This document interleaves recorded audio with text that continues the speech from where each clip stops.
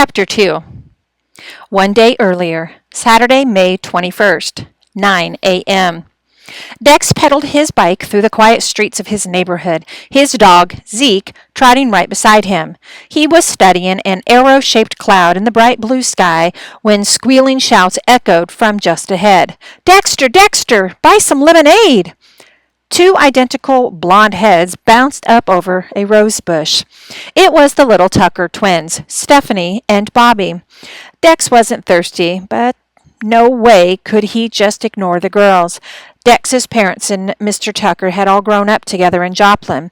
Before the twins were born, Mrs. Tucker worked at the Joplin High School, where Mom and Dad both taught math. There were about 50,000 people living in Joplin, and it seemed that at least half of them were practically part of Dex's family. Dex stopped his bike in the Tucker's driveway and dug a quarter out of his pocket. Both girls pointed at Zeke and giggled. The dog sat patiently with his tongue hanging almost down to the ground. Dex had to laugh too. Poor Zeke was probably the ugliest dog in southwestern Missouri. Dad had it right when he said Zeke looked like a cross between a dolphin and a hyena. But who needed good looks when you were the best dog on the planet? Dex choked down a Dixie cup filled with warm, watery lemonade. "Delicious," he said, smacking his lips. The little girls beamed, flashing their missing front teeth.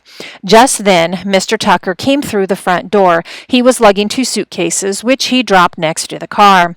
"Good morning, Dex," he said, striding over. "Hey, Mr. Tucker, going somewhere exciting?"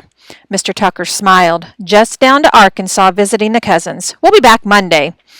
He gave Zeke a pat on the head. "You and your guard dog can keep the burglars away for us." Dex laughed. The only criminals in this neighborhood were the raccoons that knocked over their garbage cans. "So," Mr. Tucker said, lowering his voice, "any word from Jeremy?"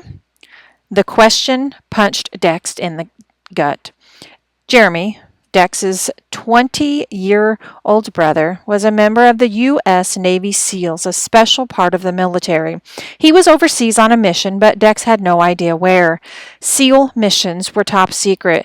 Jeremy could be anywhere in the world where there was a war to fight, terrorists to catch, or hostages to rescue. "No news yet," Dex said, his throat tightening up. Jeremy had warned him that he could be out of touch for weeks during his mission, but still, every day without hearing Jeremy's voice felt like a year. When Jeremy's first became a SEAL, all Dex felt was pride. His brother was one of the toughest warriors on the whole planet. How awesome was that? Folks in Joplin said Jeremy was a hero. At school, even Dylan Elliott and his pals were coming up to Dex, dying to know every detail about being a SEAL. Dylan and Dex used to be close buddies, but over the years, Dylan had spent more and more time with the guys from his baseball team. Dylan and Dex never had a fight or even exchanged a mean look, but somehow an invisible wall had raised up between them, and Dex had no idea how to break it down.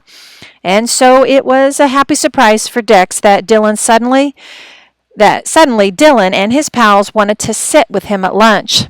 They'd crowd around him, begging to see a picture of Jeremy in his night vision goggles with his M16 rifle strapped to his chest. They'd ignored their chocolate milk and French toast sticks as Dex told them everything Jeremy could do. Parachute into a war zone, scuba dive 100 feet down into the sea, survive an Arctic blizzard or desert sandstorm. "Did he ever have to eat a raw lizard?" asked Mike Sturm, who had replaced Dex as Dylan's best friend. "Quiet, Mike," Dylan snapped. "They don't eat lizards, do they, Dex?" "No," Dex said. "They eat some kinds of bugs, though. They're really high in protein." That sent them all into fits of groaning giggles, and the happy sounds echoed through Dex's mind all day. He hadn't realized how much he had missed Dylan and how good it felt to be one of the guys. But over the past couple of weeks, something strange had happened to Dex. He didn't want to tell stories about Jeremy. He didn't want to think about Jeremy because it had suddenly dawned on Dex that his brother, his best friend in the world, might not make it home in one piece. Jeremy could get shot, blown up, kidnapped. Or worse. Last night, Dex was laying sweating in his bed, actually counting the ways his brother could get hurt. Dex couldn't admit this to the guys. They'd think he was a little coward. And he sure didn't want to talk about it with Mr. Tucker right now. He said a quick goodbye, afraid he was going to start blubbering in front of the twins. As Dex rode toward home with Zeke, his brain flashed with nightmare thoughts. There was Jeremy, pinned against a mountainside as grenades exploded all around him. There was Jeremy, leaping out of a burning Black Hawk helicopter. There was Jeremy, alone and bleeding in some far-off desert.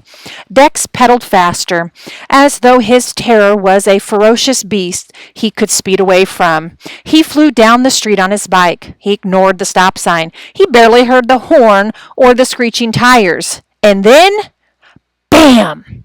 Dex was flying through the air.